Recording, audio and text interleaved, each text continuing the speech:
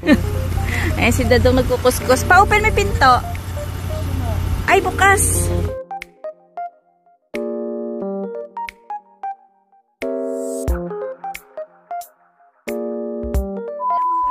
Welcome back po sa aming channel.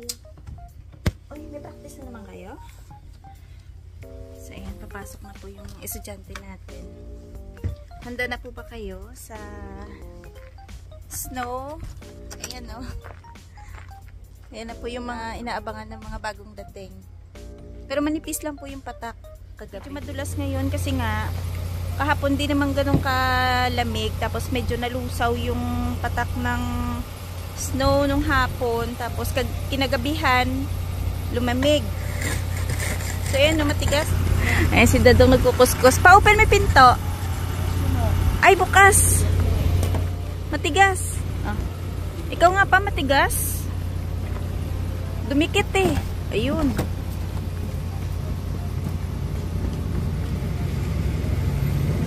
Dumikit siya kasi nalusaw, tapos naging parang nag-black eye siya.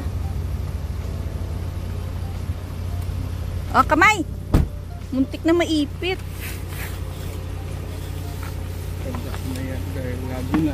Lagi na ipit yung si Denise nung bago dito. Hindi sanay sa sasakyan. So, nakalabas na po yung mga katulong natin sa pagkukuskos ng yelo sa sasakyan.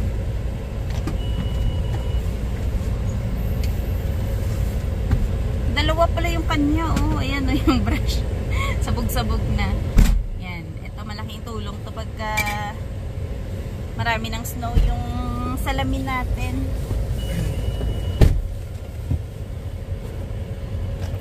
Pero si Dadong, binilhan niya ako ng pangtakip dun sa windshield. Snow cover, pa tawag doon? Ang tawag doon pa? Hindi ko naman kinabit. Hindi, mamaya. Ay, hindi kasi wala naman na forecast eh.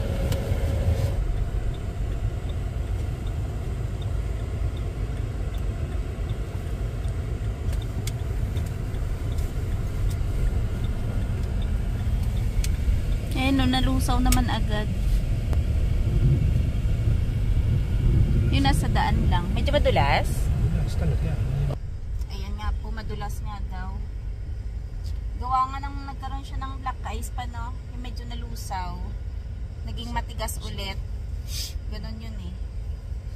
Kaya pag halimbawang baguhan ka na driver, medyo kabahan ka din naman.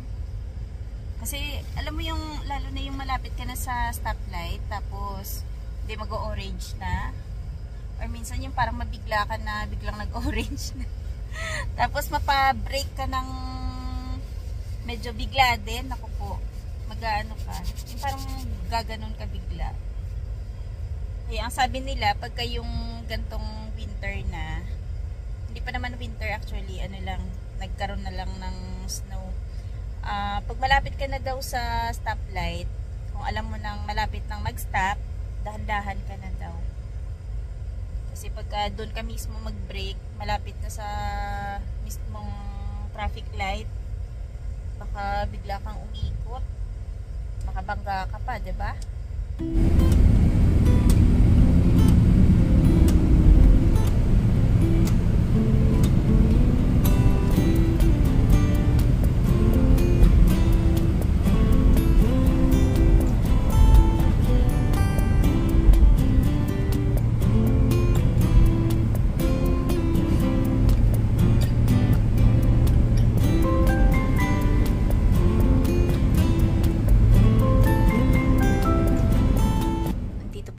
Sa clinic. Kanina pa kaming 4 o'clock. Tapos ngayon, ano oras na? 5:35 na. Di pa na-check up si Dadong. Check lang namin kung ano yung result ng x-ray sa kanya. Nakakaantok na mag-antay. Biruin mo, mga 1.5 hours na kami dito. No, ang daming pasyente. Tapos, ito din. Parang siningit lang din naman siya sa, sa schedule ngayon. Kasi kanina lang siya tinawagan. Tapos, tinanong niya kung pwede siyang makakuha ng schedule, ng appointment ngayon. So, binigyan siya ng 4 o'clock. Kaso lang, ito nga, medyo matagal. So, ayan po. After 1 hour and 40 minutes, natapos din po yung aming check-up. Medyo matagal lang yung pag-aantay, pero yung check-up, saglitan lang. Bukas na lang natin bilhin to, ngayon na. Sige.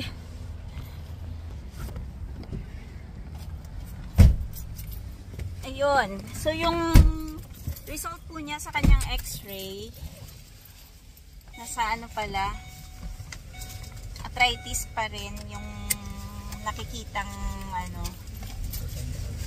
rason bakit sumasakit yung dito niya, kasi sa x-ray niya may nakita na yung sa spine ba yun pa, na parang ano, yung in between na space parang medyo lumiit. So yung regular daw is parang may space siya ng mga gap na ganyan. So sa kanyang ano 5 and 6 na ang pagkasabi niya C5 and C6. oo, medyo lumiit nga daw yung space.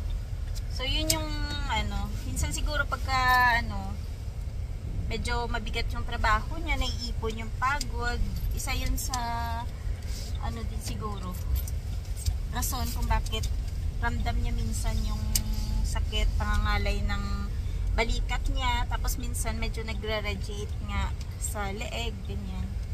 Pero hindi naman yung as in hindi siya natatanggal, ano lang, parang on and off pag sobrang pagod niya siguro. Tapos yun nga, wala namang binigay na gamot, kaso lang syempre kailangan lang niyang minsan pa-massage para ma-relax. Tapos yun nga, sabi ni Doc, dahil din sa edad, 'di ba? Ganun talaga yung nangyayari sa katawan natin, na talagang may nararamdaman tayo minsan. So, medyo alalay lang sa mga activities na sobrang bigat siguro.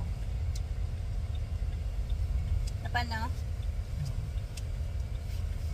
So, bibili muna kami dito ng gamot kasi meron siyang parang nadadry yung dito niya sa ilong gawa ng sobrang lamig. So, medyo sinisipon. Nadadry yung skin dito. So, binigyan siya ng ointment. Tapos ako naman pipick up din ng maintenance ko. Dito muna tayo sa Shoppers.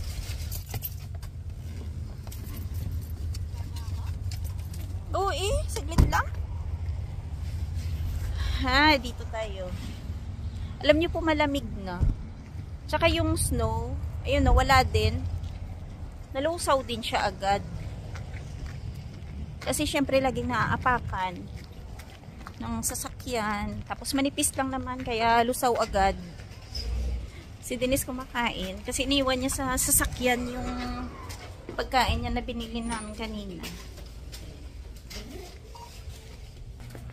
So yun, pabalikan na lang namin bukas kasi mag-aantay pa kami ng 30 minutes para lang dun sa ointment. So bukas na lang ng umaga namin daanan. Tinapay pa. Ay, milk. Ayun o. 2%. Ano naman, sayang. Kaya nga, inumin mo. Lagi kong ano, hindi ko na gagamit. 5 pa naman yan. November 19. Kuha ka na. Ayun, 24. Papaano sa dulo? 24 ba? All the way down? Oh yeah? Wait, 19. No, sa baba. Dito? Ayun, sa baba. I-up mo yung isa. Yan. Kunin mo yung 24. Yan. Kasi minsan, ano eh, meron namang available na 24. Di, dyan na tayo sa 24. Nakuha ko lang yung gamot ko, pero yung kay Dadong bukas na lang. Hindi na natin maaantay yung 30 minutes. Ayun o, biglang gumabi na agad. Saglit lang tayo dun eh, no? Parang ilang minutes na kami dun sa Shoppers, so biglang dilim na. Hanggang 6 na kasi. Dito yung yellow, meron pa oh. Hindi pa siya masyado nalusaw. Sa damuhan. Hindi kasi naaapakan eh, no? Hindi mainit. Malamig lang. Oo nga.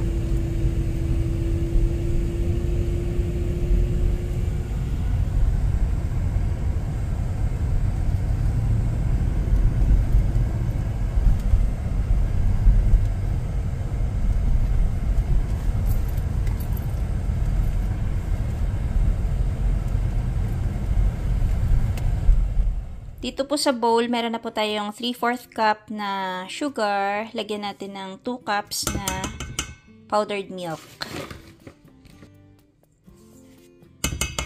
Ito po pala yung milk na ginagamit ko. Ayan, sa Costco po namin to nabili.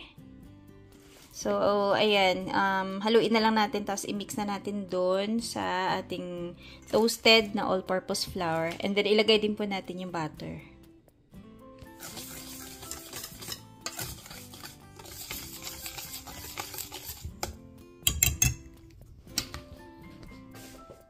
I-mix na po natin dito sa ating flour.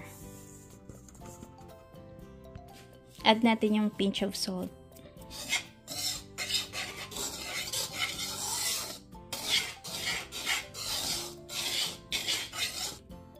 Yan, mix na po natin yung ating melted butter.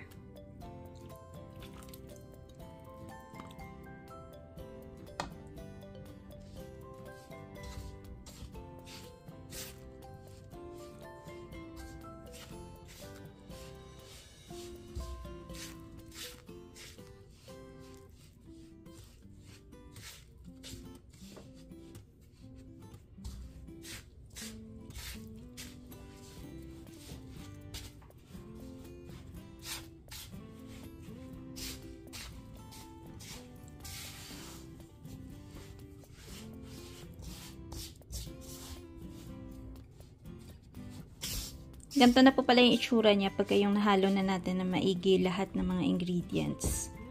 Pwede na natin siyang i-shape na parang pulboron na. Yan. Okay. Ito po pala yung gagamitin nating molder. So, ganyan lang ginagawa ko. Dito ko lang siya, ito, spatula.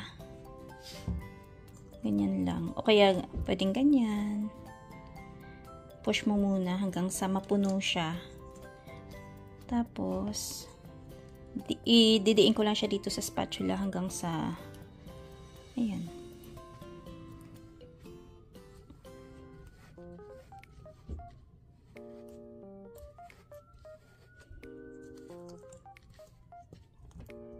Ganyan. Tapos lagay lang natin dito. Ayun, 'di ba?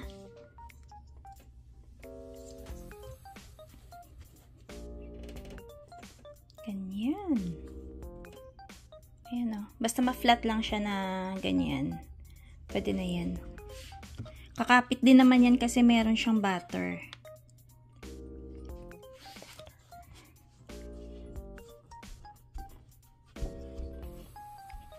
So, yung isang recipe, medyo madami na rin palang magagawa.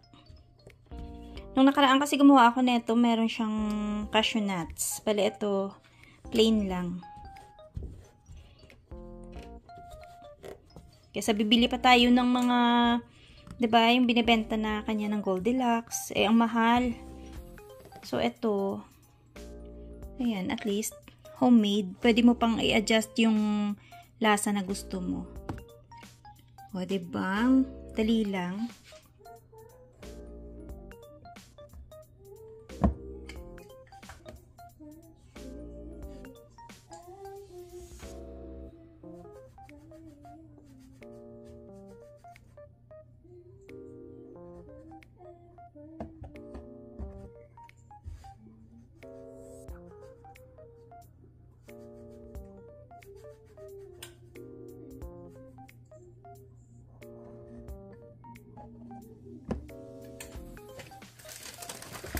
Lalagyan ko lang po siya ng parchment paper kasi meron pa po akong isang layer pa na ipapatong dito. ang purpose nito para hindi dumikit yung nasa taas kasi ilalagay natin to sa fridge para mabuo siya.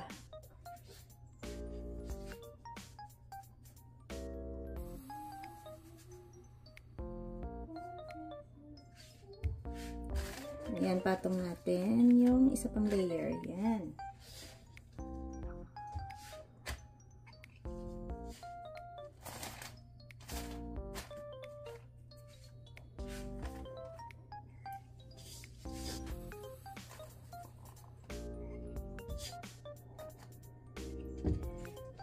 So, yan. Tapos na din yung paggawa natin ng polvoron. Yan, pwede na natin itong ilagay sa fridge para maging firm siya.